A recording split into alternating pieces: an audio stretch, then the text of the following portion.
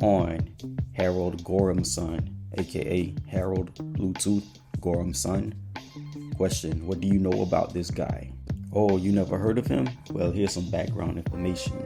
He was a Danish king all the way back in the 10th century, and he's famous for uniting Denmark and Norway. So it was his ability to unite two countries, Denmark and Norway, that the people who developed the technology today, they used Bluetooth symbolically, and they use his initials too, but they use that name to symbolize the uniting of two things, or pairing wireless technologies together, your phone to your laptop, or your laptop to your television set, or earbuds, or whatever, the act of unifying two things. As you can see in this article here, so as you can see, there's a lot of mystery and just ignorance surrounding the origin of his nickname here. Now, my theory is every time that there's mystery, I think that the mystery is intentional to hide some things. Now let's check out this article here. It says, why was he called Bluetooth? It says that there are many rumors and speculations about why Harald was given the nickname Bluetooth. Some people claim it was because he had a bad tooth that's dark in color, blue, black, same thing. Okay, others say he loved to eat blueberries or licorice.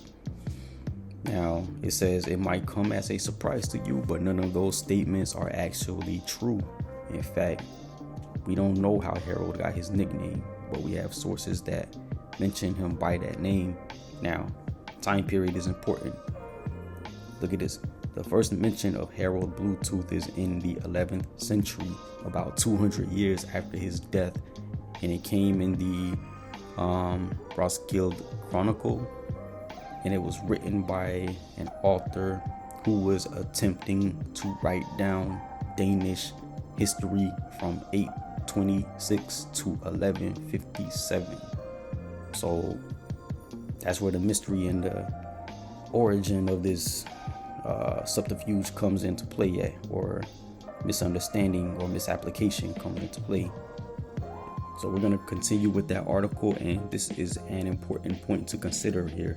It says it was originally written down in Latin, but it was later translated into other languages such as English and Danish.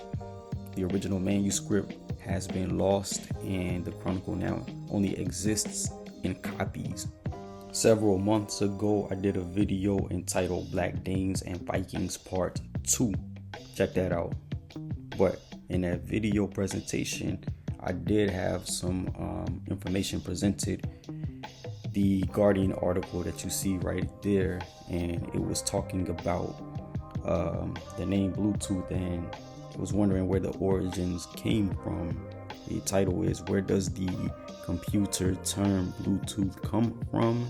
Did they name the system after the Viking kings? So down there we have a list of comments and everybody giving their input on things. There's a lot of error in this, but there are about 2 or 3 comments that are spot on. So let's go ahead and drop down and let's look at Jonathan Gardner of London. He says, I'm told that King Harald Bluetooth lived in Denmark between 910 and 940 AD, and his name had nothing to do with a Bluetooth. It means dark complexion, which was unusual for Vikings. Not only did Harald not fit the classic image physically, he was a rather unusual Viking. Okay. So let's go ahead and drop down more. And Richard Thompson of Denmark, that's key right there. Check out what he says. The name Bluetooth is the result of confusion between the old Danish words and modern ones. Blah is the modern Danish word for blue, but once meant dark-skinned. Tan once meant great man and has been confused with tand, the modern Danish word for tooth. Now, at that time, 8 months ago, I didn't have all the facts. I didn't have anything that was concise and straight to the point and credible at that time. So I just had to put the idea out there. It took months, man, almost a year, but I finally got it. So let's go ahead and get into it. And this was a long intro right here, but let's go ahead and get into the information.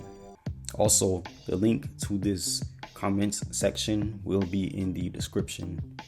So this is the portion where we put everything under scrutiny, test it to see if it holds up.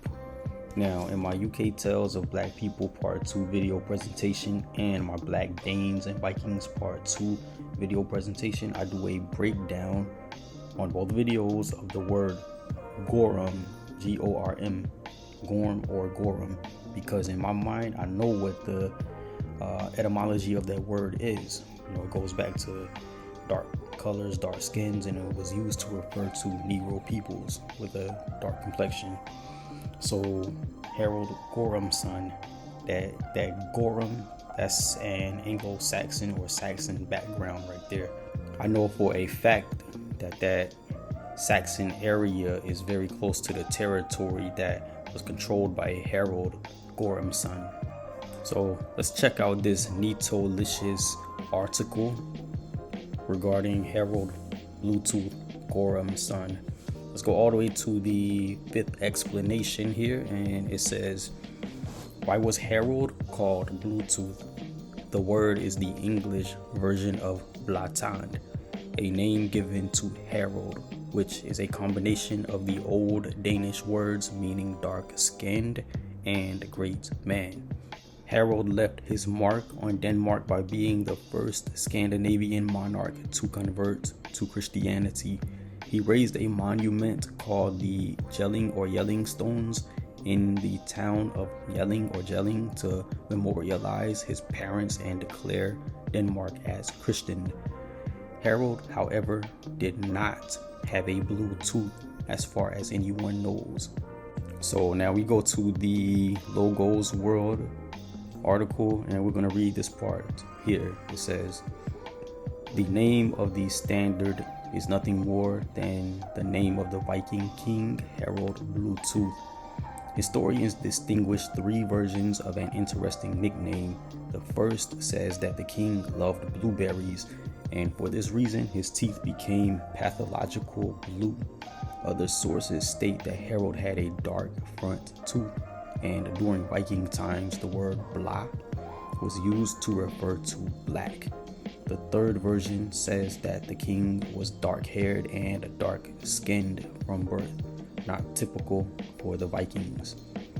He received the name Tjärvanki, and the English chroniclers decided not to break the language with Scandinavian names and came up with a consonant name.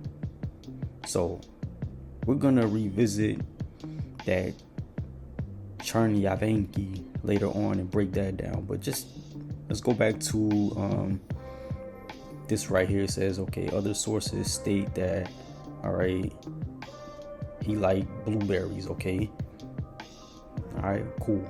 Then it says, okay, a lot of people, this is the majority here, they say that he had a dark front tooth, a rotten tooth. And you know, in that part of the world, blah, that means like blue and black, that all mean the same thing right there. There was no distinction between blue and black. Blue was in reference to something that was black or dark. So that BLA, blah, so they referred to black. So they like to say he had a rotten tooth, and then it just took it from there. But that whole narrative came like 200 years after the guy was dead. There was no reference while he was alive that was his name, Blatand. Now let's invite Wikipedia to this consultation party and gather more information. So as you see, it says that the first documented appearance of Harald's nickname Bluetooth as Blatan in Old Danish or Old Norse Blaton is in the Chronicle wrote Skildance alongside the alternative nickname Clock Harald. Clock Harald appears to be a conflation of Harald Bluetooth with the legendary or semi-legendary Harald Clock, son of Halfdan. The by name is given as black tent and explicitly glossed as bluish or black tooth. Dans Levirus vel Niger in a chronicle of the late 12th century. Okay, so keep in mind, this guy was dead. You see right here, 985 or 986. That's when he died. So this chronicle came out in the 12th century. Are you serious, man? But let's check it out here. Let's drop down a little bit. The traditional explanation is that Harold must have had a conspicuous bad tooth that appeared blue, i.e. black, as, okay, you get it, dark color.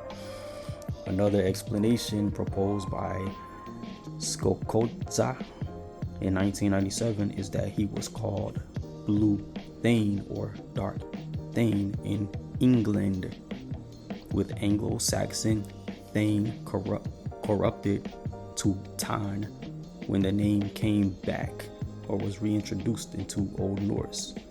So remember earlier we read about a mistranslation, in different languages, and then those I guess translations came back into the original language and it was already corrupted. So let's do a deep dive here. There's something there. Where there's smoke, there's fire.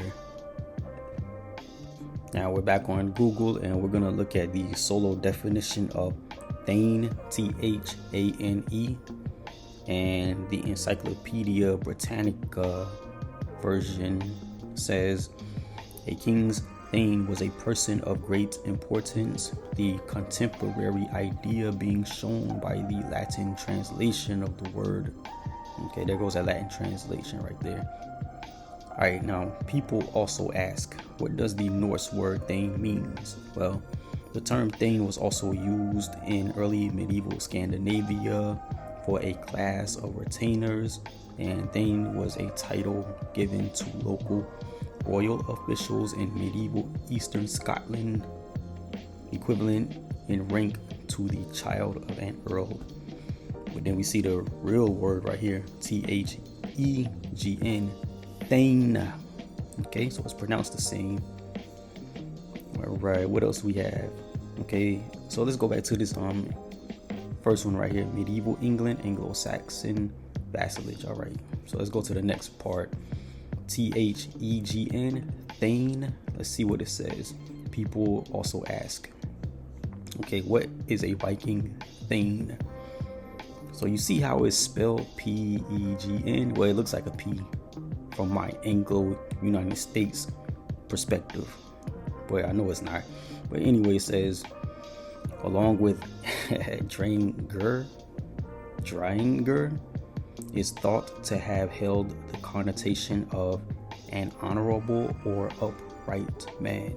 It has also been assumed that a Thane earlier referred to a type of warrior or general type of free person, but an alternative etymology suggests that a Thane was a type of servant or slave. Alright, so what is it? Which one is it? I mean, is it this or that, that or this? I tend to go along with this part that's highlighted in blue, an honorable or upright man. Okay, but how can I know? I wouldn't use to say how will I know? Okay, well, let's go to the next one here. LMNL. Well, this is, I want to say, a Nordic centered or Scandinavian centric website here, and they're giving their own explanation here. So let's look at the highlighted portion in purple here. Okay, Thane. Okay, a type of free man, possibly one who held the right to attend assemblies. Later, someone who was subject to a king or prince, a leagman. Thane, along with Dranger, is thought to have held the connotation of an honorable or upright man. There you have it. Before I go into my point regarding Thane and Thane, Thegn versus Thane, I have a little small theory, and this is the mispronunciation. Something was lost in translation regarding the pronunciation. So it says that Harold, he was up in London, and then I guess somebody got the blah right, but then that THAN sounded like TAN or TAND. So they mispronounced an upright man, THANETHEGN, with TANTAND. And let me play these clips right here to drive that point home further. Thumb. Tooth. Thumb. Thumb. Tooth. Thumb. So I definitely heard a THA sound when it came to the Swedish pronunciation. Now the Icelandic was kind of unclear, but I mean, if you had somebody in London during that time period pronouncing it, they could have just easily had a mishap in pronunciation, and the rest was history. Now we're gonna go to Thane and Thane Google search, and let's see what comes up. So here we are, got the screenshot going on. So it says Thane and Thane are terms that refer to aristocrats in Anglo-Saxon England who owned large amounts of land in one or more counties. The terms are pronounced similarly, respectively, and the word Thane, Thane, is also spelled Thane, Thayn, in Shakespearean English. The terms have different meanings depending on the time period and location. So the Anglo-Saxon England definition is, it says, in later Anglo-Saxon England, a Thane or Thane was a lord who held land directly from the king in exchange for military service in times of war. They ranked third in lay society below the king and ealdormen.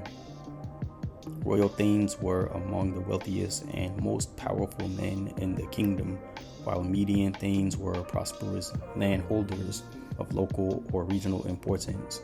Even lesser Thanes were considered noble and were expected to pay taxes and perform military service. Thanes could learn or earn their titles and lands or inherit them.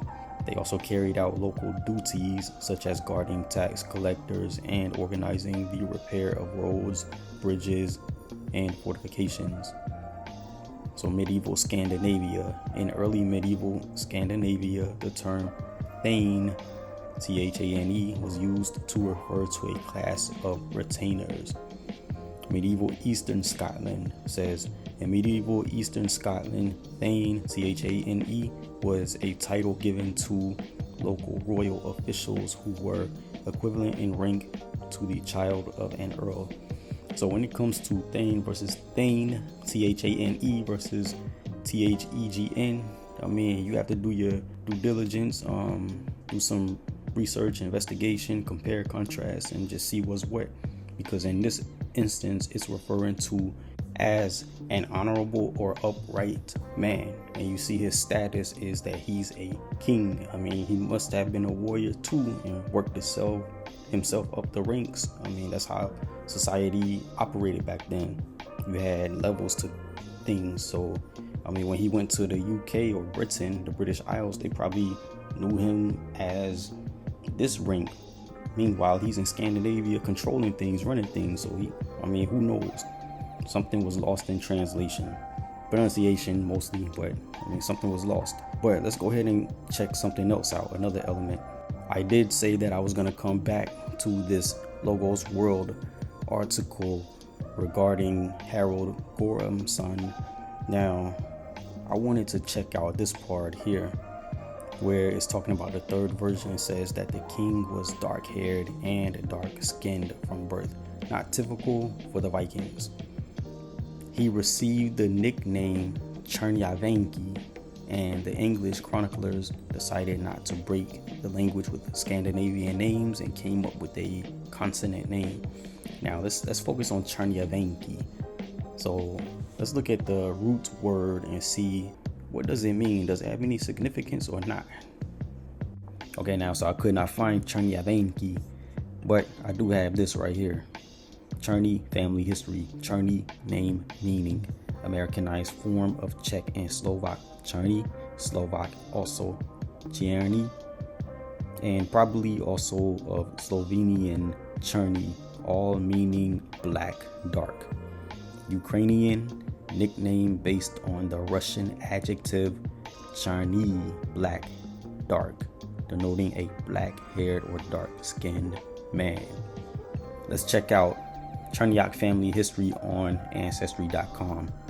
So, Ukrainian and Jewish, nickname derived from the Russian Cherny, black, dark, denoting a black-haired or dark-skinned man. So you want to head back to Google? Well, check this out. AI overview. The Russian adjective Cherny means black, dark. It can be used as a nickname for someone with dark skin or black hair. Cherny is also the origin of the surname Cherney, which is used in Ukrainian and Jewish communities. Okay, so let's go ahead and go to the 23andMe explanation, the meaning of Chernyak. So, Ukrainian and Jewish nickname derived from the Russian Cherny, black, dark, denoting a black-haired or dark-skinned man. In some cases, possibly also an Americanized form of Slovenian Černjak, nickname derived from an old spelling of CRN, black, dark. So now we're on word hippo, how to say black in Russian. As you can see, Russian translation, Cherny, Chernyy. Drop down more Russian words for black. Cherny, dark, ebony, negro, sable, ebon, kafir, sambo, smutty, kafir. Drop down some more. Cherny, sable. Okay. Chernota, blackness, negritude, negrescence or negrescence. And then you see the last line, Chernokozy. I'm not even going to repeat the last words on that line right there. So let's go ahead and move on. So we're looking at that Four Bears map and the Chernyavsky surname distribution map. I'm not even focused on the Americas, but let's look at the European areas over here. Okay, so I mean, Gormsson's territory is, of course, you know, ground zero of that surname right there. So let's go ahead and move on. I got a theory I'm gonna go over. So here's my theory right here. Just like 8 months ago, I knew what blah mean, but tan and tan was stumping me. All right, we already got all that. So now Chernya and Cherny, we know what that is, but Venki, the second half of that name, I found it on names.org, but I need more proof to compare and contrast. What it says, user submitted meanings. Number 1, a submission from India says the name Venki means king and is of Hindu origin. 2, according to a user from India, the name Venki is of Indian Sanskrit origin and means gift of God. So look at these images. We already know, ask yourself why. What's the deal with that? It's Blatan and Blatain, not Blatan or Blatan. And then we got Cherniavenki too. So I mean, come on, dude. Alright, so Black Danes and Vikings part 3 coming soon. I'll catch you guys later. Take care.